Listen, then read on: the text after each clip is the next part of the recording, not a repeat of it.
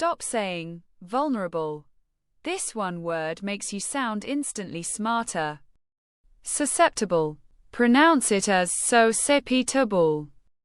It means easily influenced, affected, or harmed by a particular force, disease, or element.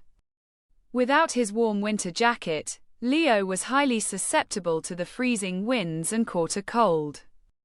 Instead of saying vulnerable, say susceptible to sound more advanced. Now it is your turn. Use the word susceptible in a sentence and drop it in the comments. Follow for a brand new powerful word every single day.